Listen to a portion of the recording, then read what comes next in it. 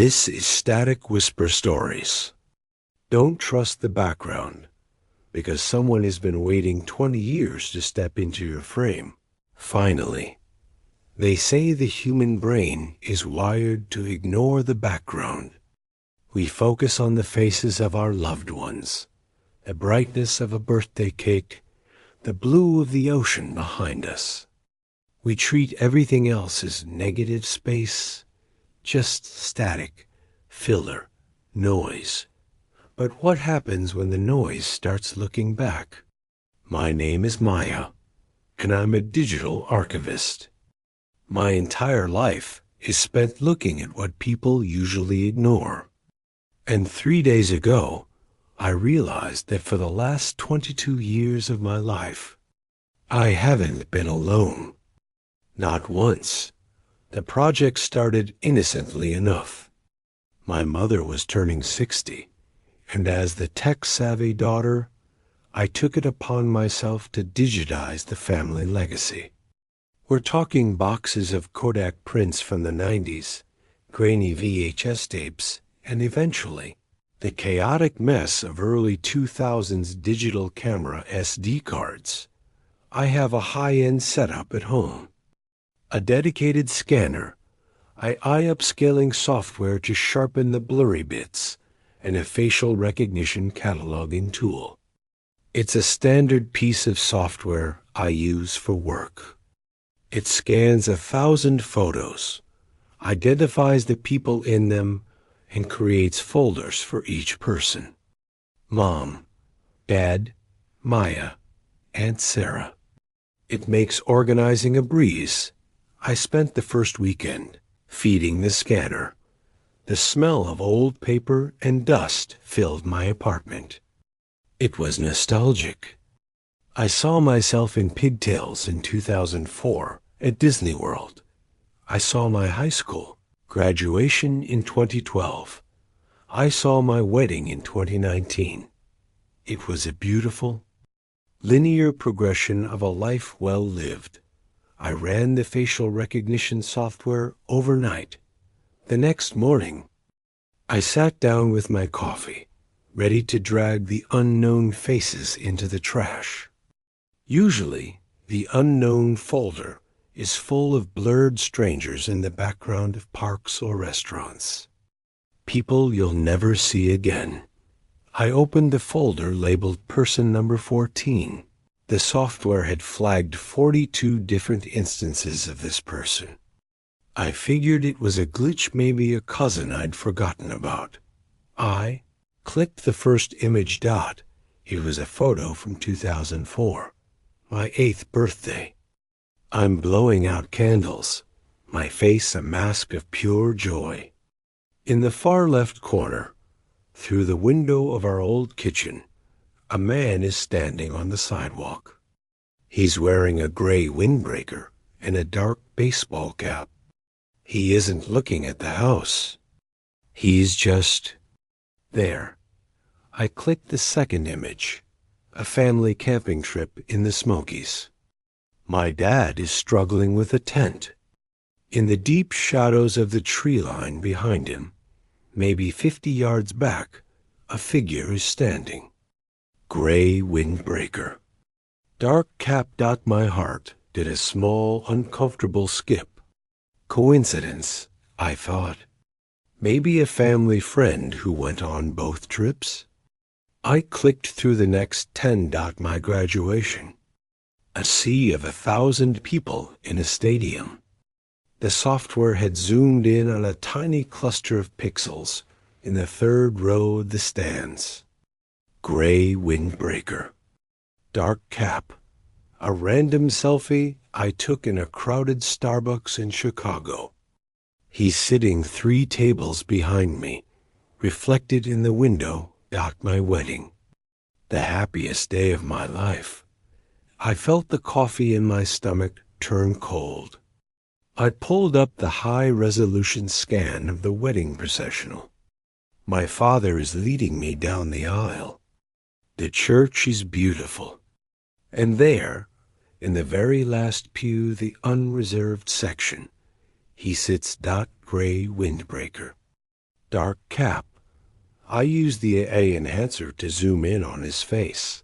The software struggled with the grain, but as the pixels smoothed out, the breath left my lungs. In 2004, the man looked to be about 30. Lean, neutral face, unshaven jaw. In 2019, 15 years later, he looked exactly the same. Same jawline, same lack of wrinkles, same gray windbreaker that shouldn't have lasted 5 years, let alone 15. He wasn't just a stalker. He was a constant. I didn't sleep that night. Every time I closed my eyes, I saw the gray windbreaker, the logical part of my brain, the part that deals with data and archives, tried to find a rational explanation. Maybe my mind was playing tricks. Maybe the software was misidentifying different men as the same person because of the hat. I decided to test the digital footprint. I have a cloud-synced folder of every photo I've taken on my iPhone since 2016. Thousands of mundane shots. Food, receipts, my cat, sunset views. I fed them all into the software. The progress bar crawled across the screen. 90%, 95%, complete. The notification popped up. 12 new matches for person number 14. I clicked them. My hands shaking so hard, I nearly dropped the mouse. These weren't background shots anymore. In my recent photos, he was closer. There was a photo of a new pair of shoes I'd bought last month. I'd taken the picture in my hallway, looking toward the full-length mirror. In the reflection of the open front door behind me, a sliver of a gray sleeve was visible in the frame. There was a video of my cat playing with a laser pointer from 3 weeks ago. I scrubbed through the footage frame by frame. At the 0:14 mark, I panned the camera past the living room window. For exactly 3 frames, a face was pressed against the glass. Neutral, unaging, watching. I felt a wave of nausea. I ran to my front door and checked the locks. I checked them 3 times. I went to the window where I'd seen him in the video. There were no footprints in the flower bed outside. No smudges on the glass. It was as if he only existed when a lens was pointed in his direction. I spent the next 6 hours going through my live photos, those little 3-second snippets of video. iPhones take, I found him in a park. I found him at a grocery store. And then I found the one that broke me. It was a live photo from 2 nights ago. I'd taken a picture of my dinner to send to my husband, who was away on a business trip. I held my finger down on the screen to play the animation. In the background, my television was off. The black screen acted like a dark mirror. In the reflection, I could see myself sitting at the table, and standing directly behind my chair, so close his windbreaker must have been brushing against my hair, was the man. In the live photo. He didn't move. He didn't reach for me. He didn't blink. He just stood there, looking into the camera lens. I screamed and threw the phone across the room. It hit the rug with a dull thud. My apartment was silent. I was alone. I knew I was alone. I had been alone when I ate that dinner. I hadn't felt a breath on my neck. I hadn't heard the rustle of synthetic fabric, but the camera didn't lie. The camera saw the negative space. Asterisk. I spent the night in the bathtub with the light on and the door locked. It was the only room in the apartment without a window. I kept thinking about the why. If he wanted to hurt me, he'd had 22 years to do it. He'd been in my kitchen when I was 8. He'd been in my bedroom 3 weeks ago. He was a phantom that followed the shutter of a camera. Was he a glitch in reality? A background actor assigned to my life by some cosmic director? As the sun came up, I gained a flicker of false courage. I needed to know if he was there now. I grabbed my phone. My heart was hammering against my ribs like a trapped bird. I opened the camera app. I switched it to the front-facing selfie mode. I held the phone up, looking at my own tired, pale face. I slowly rotated in a circle, scanning the bathroom. Nothing. Just white tile and the shower curtain. I walked into the living room. I panned the camera around. The apartment was empty. I felt a manic laugh bubble up in my throat. "You're not real," I whispered. "You're a digital artifact. A ghost in the code." Then, my phone vibrate. It was a notification from my Ring doorbell camera. "Motion detected at your front door." I froze. My front door was 10 feet away. It was heavy oak with a deadbolt. I opened the app. The video feed took a second to buffer. The spinning circle felt like a countdown to my own execution. The image snapped into focus. The man was there. For the first time in 22 years, he wasn't in the background. He was the only thing in the frame.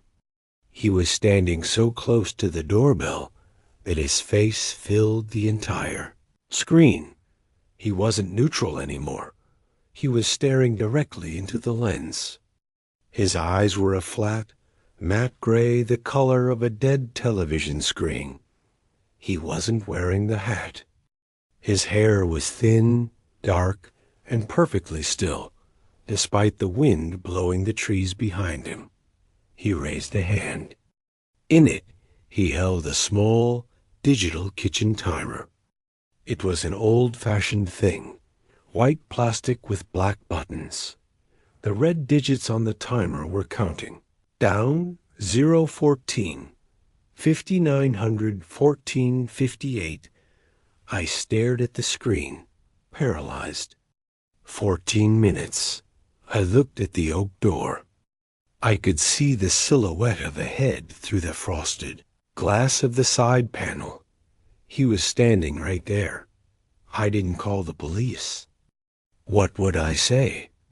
A man who appeared in my 2004 Disney photos is holding a timer at my door?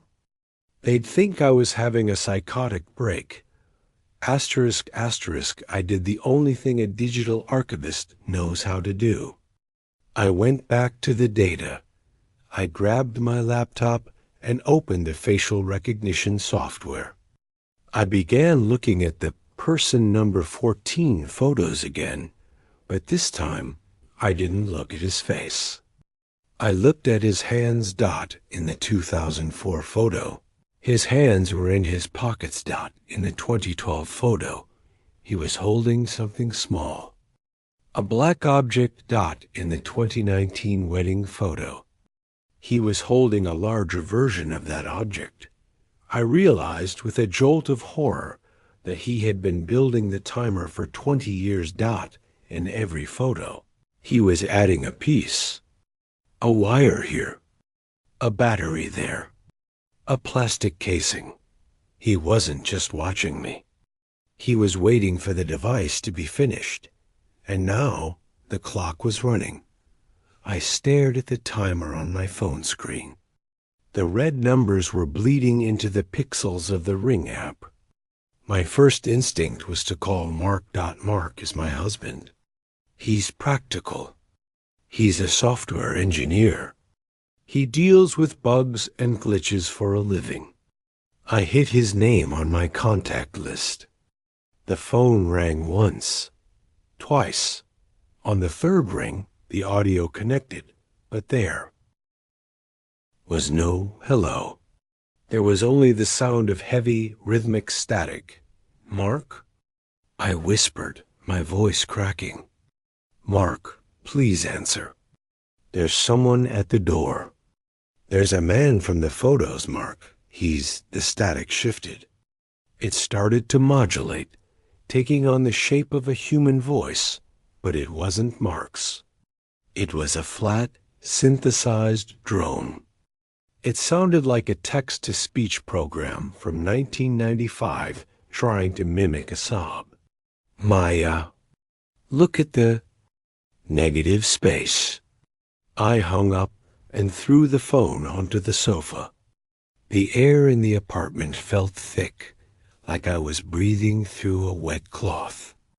I realized then that my smart home wasn't mine anymore. I looked at my desktop computer. The facial recognition software was still running. It was flickering now, the fans in the CPU tower whirring like a jet engine. The person number 14 folder was growing. 60 matches. 150 matches. 500 matches. The software was no longer just scanning my family archives. It had somehow gained access to my social media, my husband's cloud storage, my work emails. It was finding him everywhere. I saw a photo Mark had taken of a bridge in Venice during our honeymoon. The man was in a gondola, 200 yards away. I saw a photo of my boss's retirement party. The man was a waiter in the background, out of focus. I saw a photo of a stranger's wedding I had accidentally been tagged in because I was walking past the church. The man was leaning against a lamppost across the street. He wasn't just following me. He was following the concept of me. He was a parasite living in the margins of my existence. I looked back at the hallway. Through the frosted glass, I could see his silhouette. He hadn't moved. He was a statue holding a ticking clock. 0 hours, 8 minutes, and 12 seconds. I had 8 minutes. I ran to the kitchen and grabbed a knife, a heavy chef's knife. My hands were slick with sweat. I felt ridiculous. How do you stab a man who has lived in your photos for 20 years without aging? How do you fight something that can hide inside a live photo? I went back to the living room, but something was wrong. The photos on my walls, the physical prints in their frames, were changing. I have a photo of my parents on their wedding day. It's a beautiful black and white shot from 1985. As I watched, a gray smudge began to bloom in the corner of the frame. It looked like a water stain at first, but it solidified. A gray windbreaker. A dark cap. He was rewriting the physical past. "Stop it!" I screamed at the empty room. "What do you want?" "Why now?"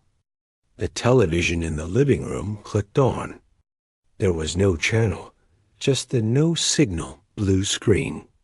But in the center of the blue, text began to appear in white.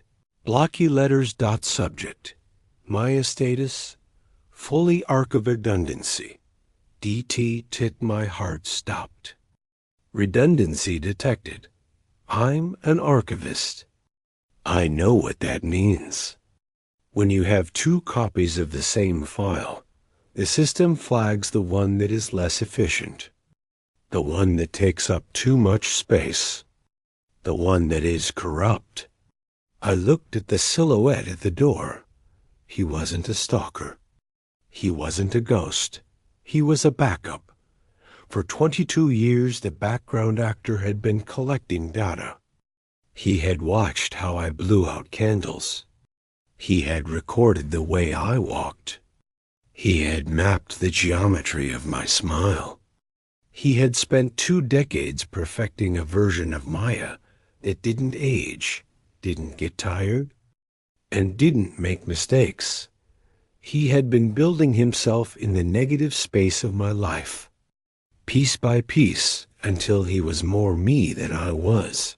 And now, the original file was about to be deleted. 0 hours, 3 minutes, and 0 seconds. 3 minutes. I went to the front door. I didn't open it, but I pressed my forehead against the wood. I could hear the hum. Not the hum of a person breathing, but the hum of a hard drive spinning at 1,000,000 rotations per minute. "Please," I whispered. "I have a life. I have Mark. I have a family." The silhouette at the door tilted its head. It was a mechanical, jerky movement. I looked down at my own hands, not my skin looked grainy. In the dim light of the hallway, I could see the fine lines of my palms, but they were starting to blur. Like a low-resolution JPEG, I tried to scream, but the sound that came out was a burst of static. I was losing my definition.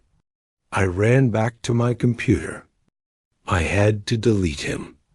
If he was a digital entity, I had to wipe the drive. I grabbed the mouse, but my fingers passed right through it.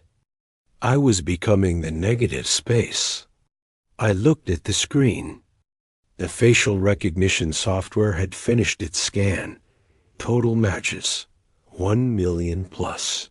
The software had created a 3D model of person number 14 based on 1,000,000 photos. It was a perfect, high-definition rendering. It looked more real than the room I was standing in. On the screen, the 3D model turned its head and looked at me. It smiled. It was my smile. The exact way my left cheek dimples when I'm nervous, 0 hours, 1 minute, and 0 seconds. I fell to my knees. The floor felt soft, like I was sinking into a bed of pixels. The walls of my apartment were losing their color, turning into that flat, no signal, blue. I looked at the Ring camera feed on my phone one last time. The man the backup was putting the timer away in his pocket. He reached out and grasped the handle of my front door. I heard the deadbolt slide open. I hadn't touched it.